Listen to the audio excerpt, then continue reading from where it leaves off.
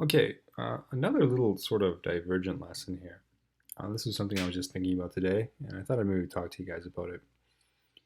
So, how can yin yang be represented in A Course in Miracles? I don't know whether that's the right term for it, yin yang. Every time I said it to my Chinese students, they would always say, "Oh, Tai Chi." So, I think it's the symbol for Tai Chi, I think, but they don't seem to be too comfortable with me calling it yang. So, if it's not the term to use, I apologize. But that's what we know in Western society. Anyway, so think of this ball here as sort of the film that we're talking about, but think of it more not separate from mind. So we sort of took the film and the mind and mashed them together, and part of it's light, part of it's dark, and this complete equanimity between the two sides is, I think, very telling about sort of that same idea we talked about last day of the a priori. What is before? What is heaven really like, and what was the elements of it that have been separated? So I think we're going to go into that today. We'll see how this goes. So I kind of thought about it, and I feel like a cross is maybe the easier way to conceptualize this at first. I think we can see yin yang as sort of a separation from the sort of male and female aspects. Obviously, not exclusively that, but I think that's where it started. I think I haven't really talked about it, but like the Philosopher's Stone is sort of the idea of like male and female elements in the world. So a lot of times with alchemy, they would talk about bringing the female metal with the male metal, and this coming together was sort of like how to make the Philosopher's Stone, was to put all the elements that were separated back together, kind of alluding to this past state of everything being one. So yin yang is sort of one side of it, and if we want to do it, we'll say something like yin yang, and I think it's more of the left and the right differentiation. Uh, I've talked about this in another way. I've talked about one side being sort of like the box side, one side sort of being like the circle side. And I'm a big fan of these ideas. So, like I say, I'll link my other video series or my other channel to this if you're really interested in it. But we'll just make this two separate things that are in the world most often separate, but are in actuality supposed to be together.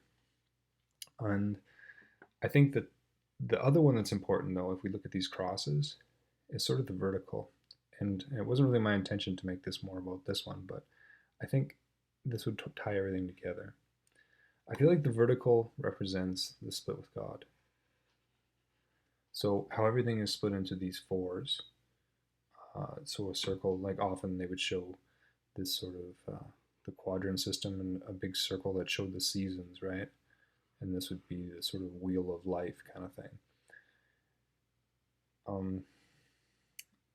But I think the top, the vertical, one going up towards the heavens, one going down towards the earth.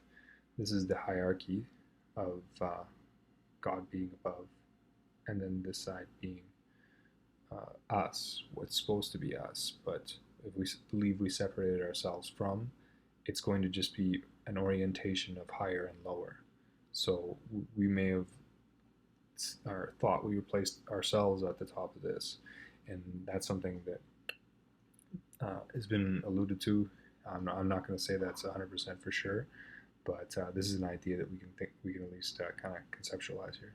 So maybe we think we put ourselves above if we separated ourselves, because if we separated ourselves, we still need some sort of cosmos of order to what there is.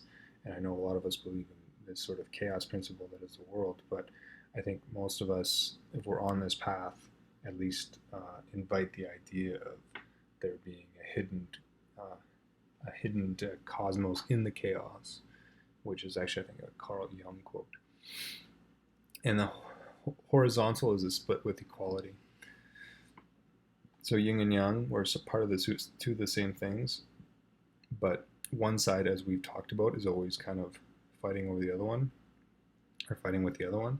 So this is kind of a loss of equality. So we lost our concept of justice, it would have been in heaven, and we lost our concept of hierarchy, which are trying to reproduce themselves in the world because it's all we know.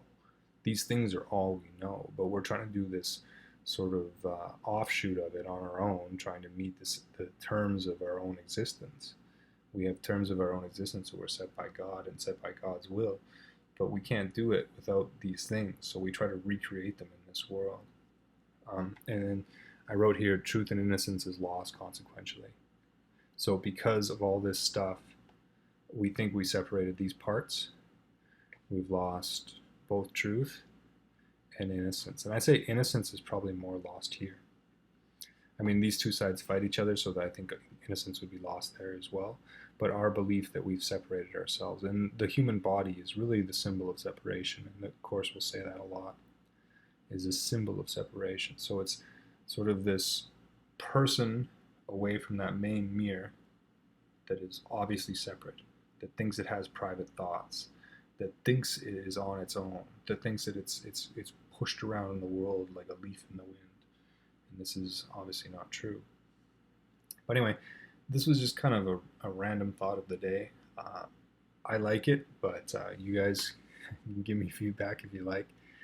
I think that this would be something that'd be interesting to talk about with somebody that knows the book well. So if you are, I'd love to hear from you. All right, have a good night. Thank you.